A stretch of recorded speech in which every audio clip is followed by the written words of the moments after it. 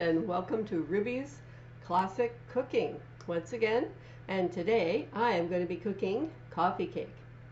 I remember when I made this recipe, but one when I was in school, in junior high. The only thing I could remember about the recipe is that there's no coffee in it. You're supposed to eat this cake with coffee. Anyway, today I'm going to start with a half a cup of shortening in my bowl, which is right here. I put it in here earlier so it would have a chance to soften up.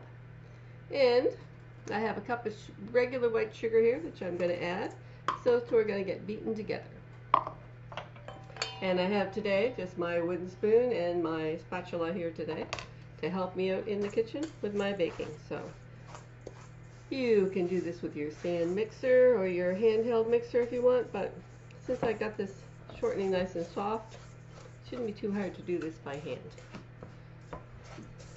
Because you just want to cream these two together. That's how you're going to start out, by creaming these two together. And it turns out to be a lovely cake served warm. It serves 9 people.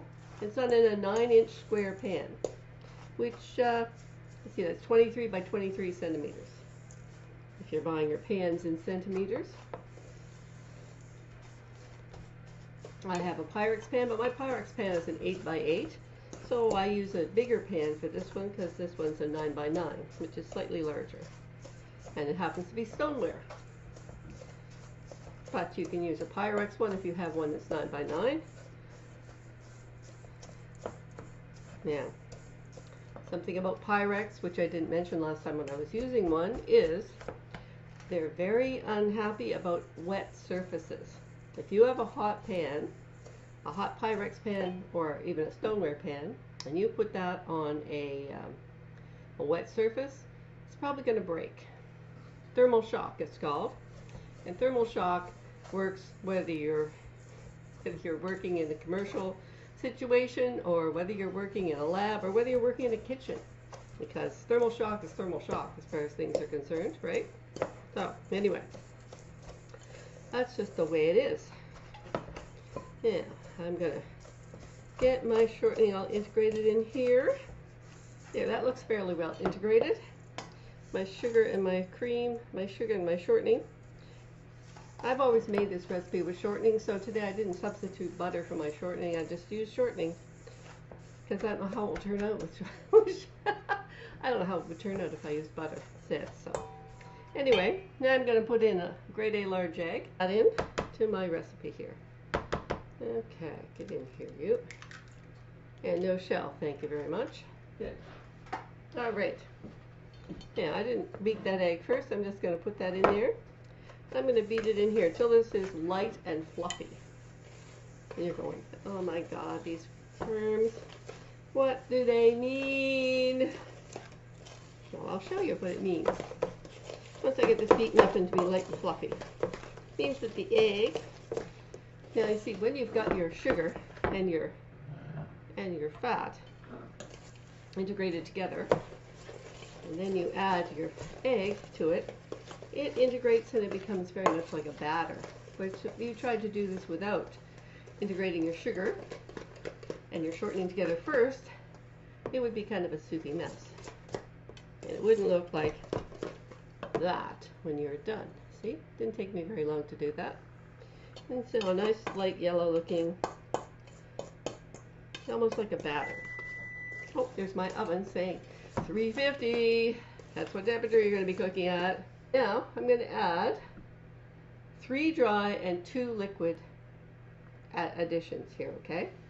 So I have a cup and a half, that's a cup, and here's a half a cup of all-purpose flour. I'm going to be adding 2 teaspoons of baking powder and a half a teaspoon of salt. So I'm just going to go ahead and add my 2 teaspoons of baking powder. Powder, baking powder, not baking soda. It's important to notice the difference, to pay attention when you're doing this, because baking powder and baking soda are not interchangeable in a recipe. They are 2 different chemical compounds, and it makes a difference whether you know which one you add. Now, you can see it. 3 tablespoons of melted butter, to which I am going to add 2 tablespoons of flour, which I measured out in here, and a half a cup of brown sugar, which this is a quarter of a cup here, so see how that went in like a nice little sand castle. And now we're going to measure out another quarter cup here really quickly here out of my little canister here. Give me a quarter of a cup of brown sugar. Here we go. My brown sugar is not being very cooperative. That's more like it. And a teaspoon of cinnamon. Great. Teaspoon of cinnamon. Sorry, I gotta keep checking my recipe. Today I seem to be forgetting things and making this recipe for years, like 50 years nearly, so I think I have it memorized by now, but apparently I do not. Alright, half a cup of brown sugar, 2 tablespoons of flour, 1 teaspoon of cinnamon, 3 tablespoons of melted butter, and now I'm just going to mix that up with my fork here. Just going to makes it kind of a crumble. Just finishing up mixing up my topping. And this right here is just my, which I told you about. It's all beaten together now. And I'm just going to take my cake over here. And I do this to my unbaked cake. This is still raw, hasn't been anywhere near the oven yet.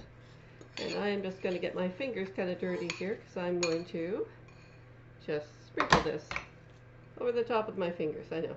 Blob, blob, blob, blob, blob. And it doesn't make an even coating, it just kind of blob it all over the place. Try to make evenly distributed. While you're doing this, you end up with little blobby spaces where you've got more than others. That's the way it's going to happen. And here are my chips. I've got chocolate, I've got a mixture here, butterscotch chips and chocolate chips. Normally I would just use regular chocolate chips, but today I seem to be out of chocolate chips. Here we go. Started making this recipe and I didn't check it out to make sure I had a cup of chocolate chips. So I'm just going to mix them together. Alright, now into my 350 degree, I think that's 163 Celsius, I believe. Not sure about that. Oven, preheated oven, and I'm going to bake this for 45 to 50 minutes until my cake is done. Now you almost have to trust that your cake is done because you really can't test it, because if you put a cake tester through all this mixture of chocolate chips and brown sugary stuff, it's not going to come out clean no matter what it is. You just have to look to make sure it's pulling away from the edges of the pan just a little bit. That'll tell you your cake is done. And it is delicious when it's cooked. Best served warm. And that's all you need to it. You don't have to ice it. You don't have to do anything else to it now. Just pop it in my oven for 45 minutes to an hour. And then I'll be back and show you the finished cake. Okay, I've just taken it out of the oven and there it is. Coffee cake. Now you don't have to do another thing to that. Let it cool off for about half an hour to 15 minutes, however long you can stand it.